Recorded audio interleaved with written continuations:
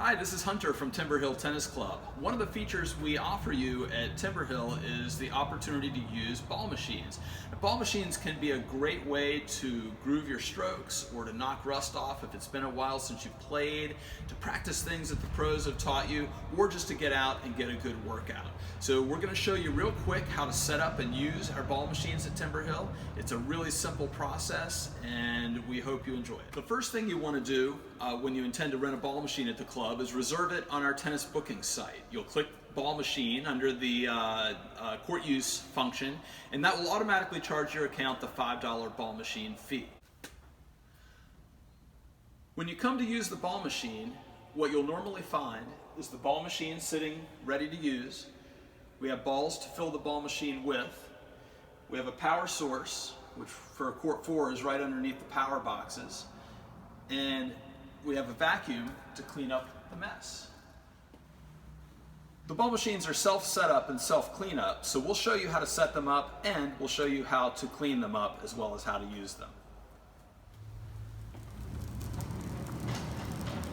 When you bring the ball machines out to the court, remember that most people will normally set the machine up close to the baseline. This gives you a more realistic flight path of the ball and a little bit more realistic timing. When you get the ball machine where you want it, it's time to plug it in. You can take the extension cord on the back, unwind it from the machine, and take it over to the power source in the corner or behind the court and plug it in. Once you have the ball machine plugged in, the next step is to fill it with balls. So you can take the balls that were in the corner or bring your own.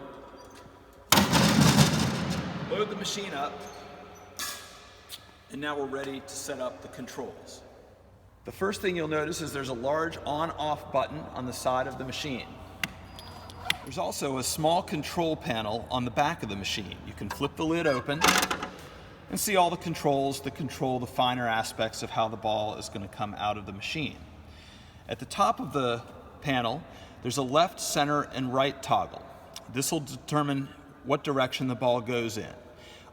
Right now it's set just to shoot to the left and just to shoot to the right. There's a little tennis court display to show you where exactly it goes.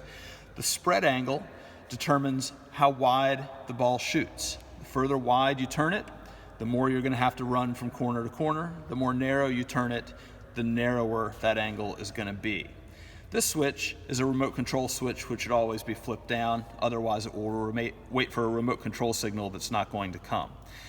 The height dial determines how high the ball is going to fly over the net. If you want to go for really high deep shots, you can turn it that way. If you want lower shots over the net, you can turn it that way. The speed will also determine whether the ball is going to stay in or out. If you turn it really high and have a really high speed, it's going to hit the curtain. So you want to do the height and speed dials kind of together so you get the shot you want. There's the spin dial, which will give you top spin, back spin, or a neutral shot. And the feed rate, which determines how frequently the ball is coming out of the machine. Typically, if you put it in the middle, it's going to be pretty close to sort of a match rally pace. If there are two of you hitting, you can turn it up a little bit faster so you don't have to wait as much, or you can have it however you want. Once you have the controls set where you want them, you can go ahead and turn the machine on and see where the balls are going. Remember to be sure never to walk in front of the machine, as you might get hit by the ball.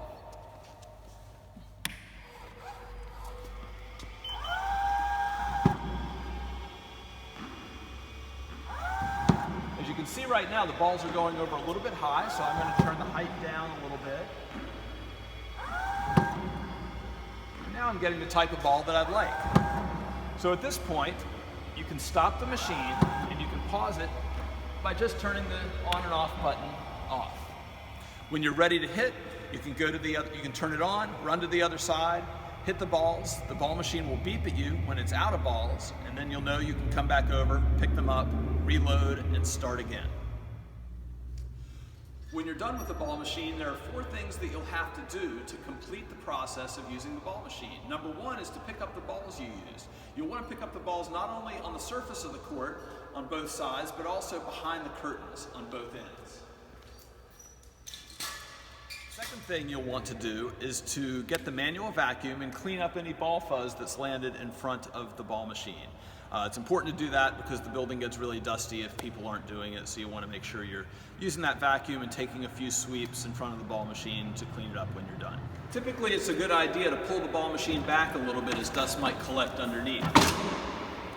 You can see the ball fuzz on the court. This is what we're going to pick up. It just takes a couple of passes with the manual vacuum. You can walk it over real gently, clean up the ball fuzz,